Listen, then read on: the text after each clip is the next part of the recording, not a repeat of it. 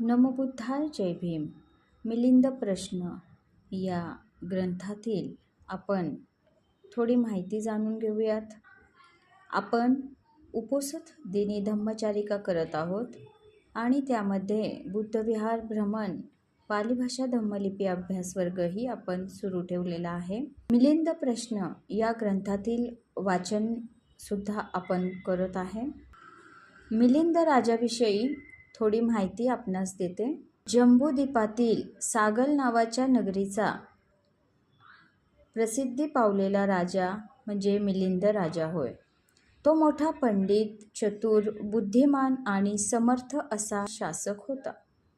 तो भूत, भविष्य आणि वर्तमान अशा तीनही योगांच्या बाबतीत जागरूक होता. त्याने स्वतः अनेक विद्यांचा अभ्यास केला होता. त्या विद्या आपण पाहूयात. श्रुती, स्मृती, सांख्य, योग, न्याय, वैशेषिक, गणित, संगीत, वैद्यक, वेद, सर्व पुराणे, इतिहास, ज्योतिष, मंत्रविद्या, तर्क, तंत्र, युद्धविद्या, छंद, सामुद्रिक 19 विद्यांमध्ये पारंगत होता. वादविवादात अद्वितीय आणि अजिंक्य असा होता. तो सर्व तीर्थकारांमध्ये श्रेष्ठ मानला जात होता. प्रज्ञा, बल, वेग, शौर्य, धन, भोग इत्यादी सर्व बाबींमध्ये संपूर्ण जंबूद्वीपातील राजा मिलिंदाची बरोबरी कोणी करू शकेल असा कोणीही नव्हता. तो अफाट संपत्तीचा धनी आणि उन्नतिशील होता.